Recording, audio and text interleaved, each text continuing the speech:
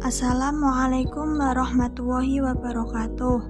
Sebelumnya, perkenalkan nama saya Aizatul Lutfiyah dengan NIM 20206101127. Di sini saya sebagai moderator. Kami dari kelompok 8 akan menyampaikan materi yang akan kita diskusikan pada pertemuan kali ini, yaitu dengan tema teori studi sanad dan matan hadis. Sebelumnya, perkenalkan anggota kelompok kami terlebih dahulu.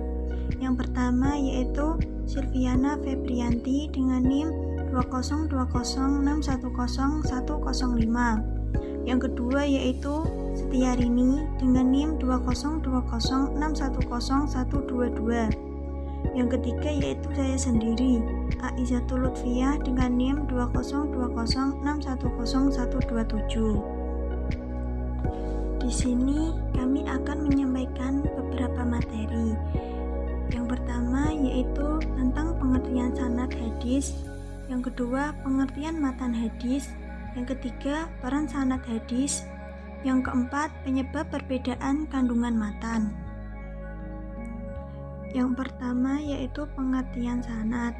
Sanad secara bahasa berarti al-mu'tamad, yaitu yang diperpegangi atau yang kuat yang bisa dijadikan pegangan, atau dapat juga diartikan marafata man al-ard, yaitu sesuatu yang terangkat atau tinggi dari tanah. Secara terminologi, sanad berarti jalannya matan, yaitu silsilah para perawi yang meriwayatkan matan dari sumbernya yang pertama, yang selanjutnya akan disampaikan oleh Mbak Silvi. Saya Silviana Febrianti dengan NIM 20206101105 akan melanjutkan materi yang selanjutnya, yaitu peranan sanad. Peranan sanad ada dua. Yang pertama, peran dalam pendokumentasian hadis. Kegiatan pendokumentasian hadis, terutama pengumpulan dan penyimpanan hadis-hadis Nabi, baik melalui hafalan maupun melalui tulisan, dilakukan oleh para sahabat, tabi'in, dan mereka yang datang sesudahnya, yang rangkaiannya disebut dengan sanad, sampai kepada generasi yang membukukan hadis-hadis tersebut. Sanad menyebabkan terpeliharanya hadis-hadis Nabi Muhammad sampai ke tangan kita seperti sekarang ini. Yang kedua, peran sanad dalam penentuan kualitas hadis. Status dan kualitas hadis diterima dan tidaknya tergantung pada sanad dan matan hadis tersebut.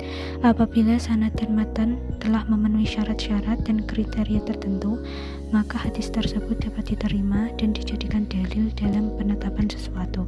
Syarat diterimanya hadis yang berhubungan dengan sanad: yang pertama, sanadnya bersambung; yang kedua, bersifat adil; yang ketiga, dhabit. Kemudian syarat yang berhubungan dengan matan, yaitu hadisnya syadz dan tidak terdapat ilat di dalamnya. Selanjutnya, pengertian matan hadis. Matan hadis secara bahasa berarti sesuatu yang keras dan tinggi atau terangkat dari bumi atau tanah.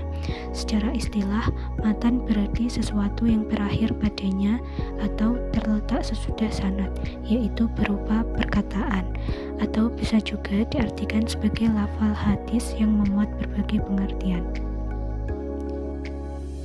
Sebab terjadinya perbedaan kandungan matan. Periwayatan hadis secara makna. Seiring kita jumpai adanya perbedaan redaksi dari matan suatu hadis mengenai suatu masalah yang sama.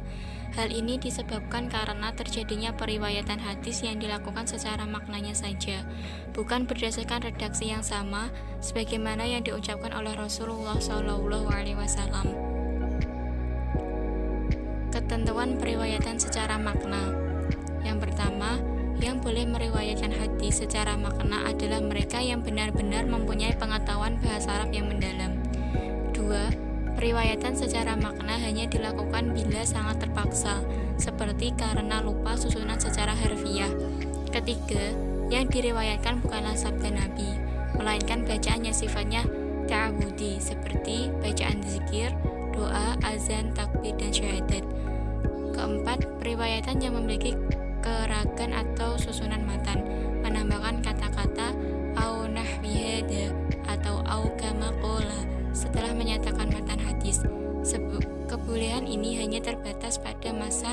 sebelum dibukukannya hadis-hadis Nabi secara resmi. Sesudah pembukuan, maka periwayatan hadis harus secara lafadz. Kurang lebihnya seperti itu materi yang bisa kami sampaikan. Apabila ada kesalahan dalam menyampaikan materi, kami minta maaf yang sebesar-besarnya. Dan apabila ada pertanyaan, silakan ditanyakan. Cukup sekian presentasi dari kami. Wassalamualaikum warahmatullahi wabarakatuh.